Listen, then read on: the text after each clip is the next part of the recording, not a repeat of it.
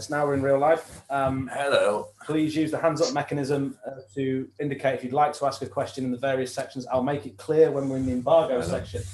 Let's try and get through this. But again, apologies, we can't go to everyone. Vinny, you're going to kick us off though, as usual. And then we go to Mandy from PLP. And then by the looks of it, James Mountford from BBC Merseyside. Okay. Yes, Vinny. Yeah. Hi, Jurgen. I know you're still to have your meeting with the Premier League, which could obviously impact on this. But in all likelihood, what are you going to say to your players with regards to toning down goal celebrations to maintain social distance?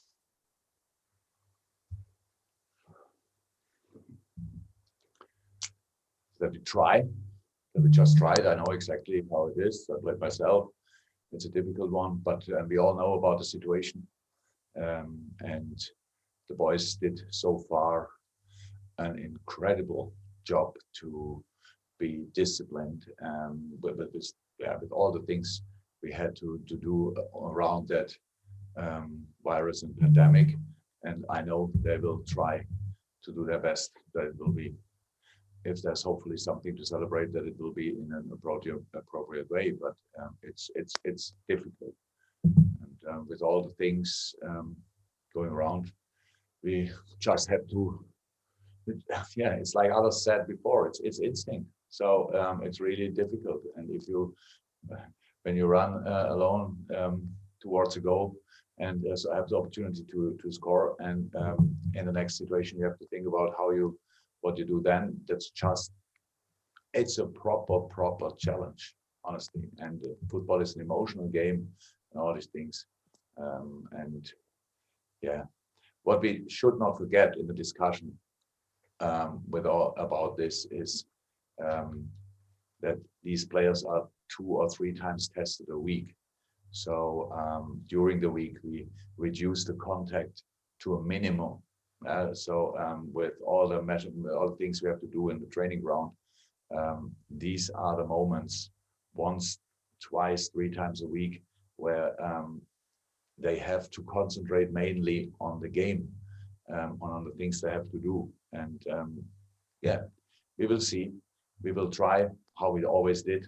And yeah, that's it. It will be your 200th game with Liverpool. And tonight, ahead of that, I know you're raising money for the Alzheimer's Society as well with Sir Kenny Dalglish and Sir Alex Ferguson. So I'm sure the rivalry with United will crop up at some point as well. But what extra edge is there when they can obviously move 6 points clear of you at the top of the table, or you can go back to the top of the table by taking all 3 points yourselves? Winning a football game and winning against United, it's enough. It's itself. So there's not necessary that there's a special add-on. So we play at home against United and we want to win. So that's all we have to think about. There's no extra add-on in that game, because they're in the situation they are. They got the points. They deserve the points they have so far, and we have ours. And the season is still a long way to go. So it's not really in it that we talk now constantly about if we win, we are ahead of them again, and then they are blah, blah, blah. You know, how it looks in the moment with all how the football they play again. Man City is 1 game behind and it's very close as well. So you have constantly to think about other teams. We don't do that. We just try to win our football games. And for this, we need to perform on our highest level, because United is good. They always were. And that's it. How likely is it you'll have Joel Matip available? And if there is a doubt, have you decided whether or not you'll drop Jordan Henderson back there again as a contingency plan? Joel is close. Does it make sense now to throw him in a game with 1 or 2 sessions, which he didn't do yet, but today and tomorrow he might be involved? To bring him, I don't know. We have to see how we have to decide it then. You have to look at him, how he will train and how he looks in training, these kind of things. But we have still different solutions, and Handel is for us very important in midfield as well. So yeah, we just have to see. But it's not decided yet. Why should I? Mandy, Premier League Productions, and then we'll go to James Mountford, then Ian from TalkSport, and Carl Markham from the Press Association. Mandy. Hi, Jurgen. I just wondered how impressed you've been with the work that Marcus Rashford has done in recent months and still continues to do. I think I said it before. It's absolutely exceptional what Marcus is doing there. He's rightly so. Really got some reward for that, like some honors. I don't know exactly what he all got, but it's absolutely right. It's a little bit, and I know Marcus sees it the same. A little bit of shame that he has to do the work. That it's not understanding that these kind of things happen, but he did it because he saw the issue, because he had the same situation when he was a kid. So, and it's just great when you see somebody never forgetting his roots, and it's exceptional thing to do. On the pitch, Bruno Fernandes has had a huge impact on Manchester United. From afar, do you think that he's been the biggest thing to change the way they've played in recent months? He's an outstanding player. We played before he joined United. We played against Sporting in USA on a tour, and in that game already you could see, wow. And obviously everybody knew him, but in that game, the first time I played against, my team played against a team who was involved, you could really see he's a difference maker. And that's what he shows now. And it's settled. He's a very influential player for United. Obviously, involved in a lot of things. I know people talk mostly about the goal involvements, which is very important stuff, but he's a link up in a lot of other situations as well. Don't know him well enough to really can judge that, but he seems to be a leader as well. So yeah, good signing, unfortunately, for United. Thank you. James Mountford from BBC, and then we'll go to Ian from Talksport. James. Hi, Jurgen. Good afternoon. It's already been mentioned it's going to be your 200th league game for Liverpool tomorrow. It'll be your 100th league game at Anfield. Of 99 so far, you've only lost 4. Just how proud are you of that incredible record? Not at all, because I never thought about it, and I cannot get now proud in that second. So it looks like an okay record. But who cares about this record if we don't win the next one? So that's our life, and that's how I see it. So I'm not in for a second in the past. So far so good. We have to carry on. We have to get better, and that's all what we try. It feels like I had much more games. It's only 200, but it's a good number as well. And so yeah, all okay, but nothing to really think about. Just on the injury front, in addition to Joel Matip, Naby Keita, how ready is he for the game, please? No, Naby's not ready for involvement. Not a big thing, but it's a little bit like with other players in the past, like when they came back from injuries, and then they, because of the amount of games, because of the situation in the squad, they had to play. Then a little injury happened again. So now we had just to put in the break and say, come, now we have really, let's settle it properly. In a moment, we have alternatives in midfield, and so we really try to give him all the time he needs to get 100% fit, and that's the situation. So no, he's not in contention for Sunday. Thank you, James. Ian from Talksport. Can I just go back to the goal celebrations, the social distancing, and the protocols? I mean, in your opinion, how close are we, if players don't get this right, to maybe losing watching football and having the mental health that the football brings?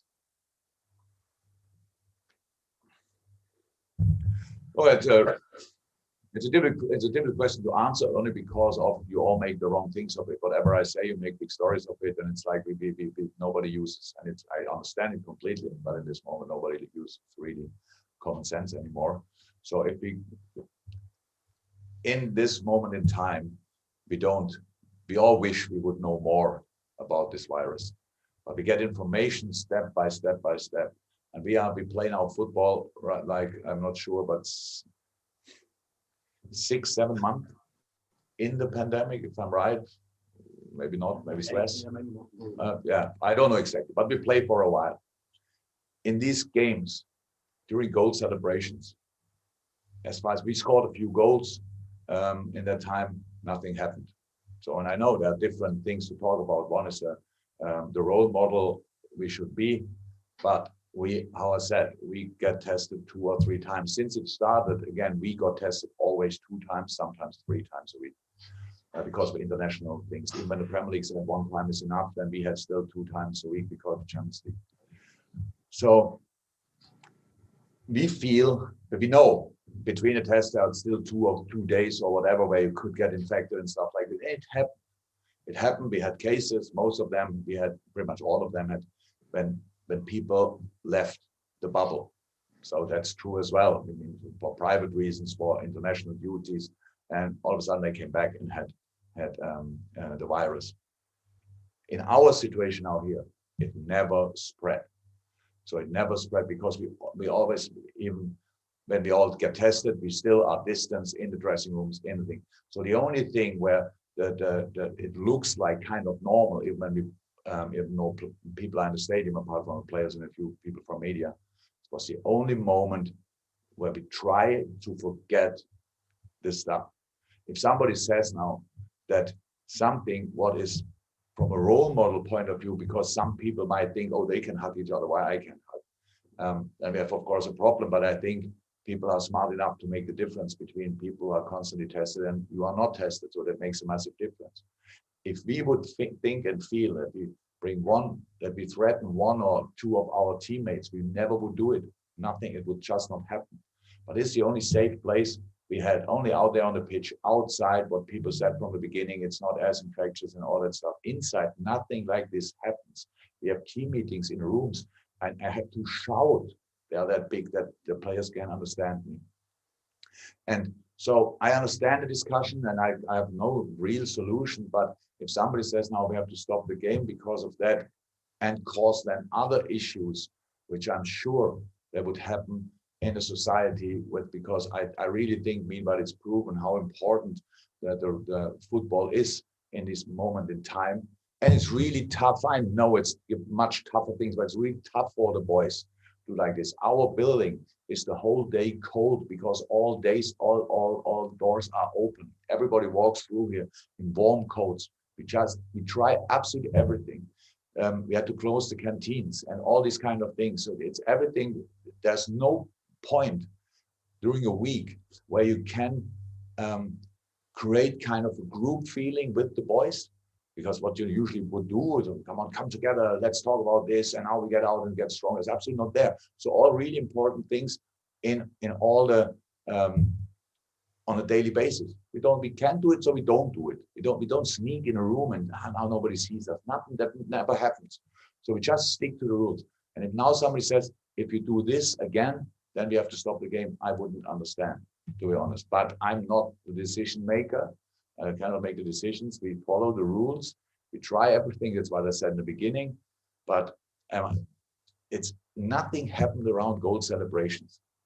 Some good examples. Only last week when we played against Southampton, it's a good example with Danny. And I don't say that's 100% sure, but again, I said we try. But if somebody wants to stand now there and says, oh, they are too close, now we have to go. It's not right. And again, if we deliver apart from some entertainment something, then it's as well that if you get tested often enough, but we all said from the beginning, we have to test as often as we can. If you get tested often enough, if you stick to the rules, then you are not that much in danger like you would without getting tested and without sticking to the rules. You can still do some stuff, what is possible, like let me say sports outside or these kind of things. Nothing happens there. I understand that the rules have to be strict, because if we don't put out strict rules, the society is not disciplined enough to say, okay, then they said you can stay at home or you can go out, and we all know what happens. So I understand 100% that the rules have to be strict, but we have to learn from the things they've worked in the past now, in the past few months as well. And football worked. The increased number of cases. It was always clear that the winter will be a challenge because people are more inside, and it was always clear that Christmas will be a challenge for the society as well. Both happened, but now being surprised that it happened, and it's just not right. I know people work tirelessly on solutions, and I don't have them. But what I have is experience in some situation during a week, what works and what doesn't work. That doesn't work for the whole outside world, but in a football environment, most of these things happen. And that's all really I can say about that. Thank you, Ian. And we'll finish the open section with Carl from Press Association. Sorry, we can get to everyone who's got their hands up, and then we will go to the embargo section. Carl Mark. Hi, Jurgen. Hi, Carl. Hi. I don't know if it surprises you that your comments about penalties compared Liverpool and Man United is still generating debate even now. We've had former referees chipping in on it, and today we've got Marcus Rashford saying that when Mourinho was manager at United, he told him he needed to be more streetwise in terms of winning penalties. I'm just wondering, have you ever said anything similar to any of your players at any point? I mean, we've had, people like Mohamed Salah being criticised for, not making the most of it or making too much of it, or. No, I can 100% honest and never mention something like this to any player I have worked together. And I worked with a lot of players who, if you have time, ask all of them. It never happened. So that's it. Am I surprised that somebody's talking about what I said after the Southampton game? No, I'm not. Am I surprised that Mark Clattenburg speaks about it? No, I'm not sure if he got asked a lot of things. Meanwhile, long after his career, so it's nice for him that we can talk about him as well.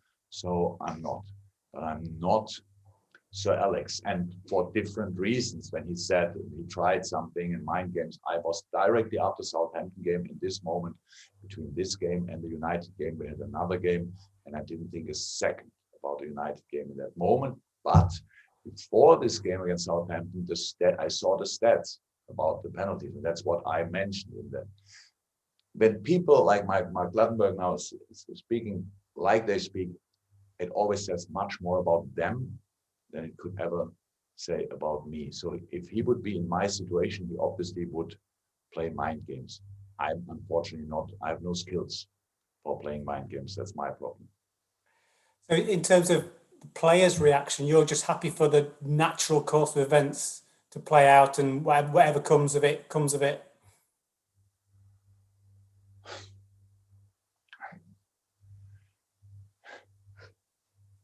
Because we've seen. How long do we play now?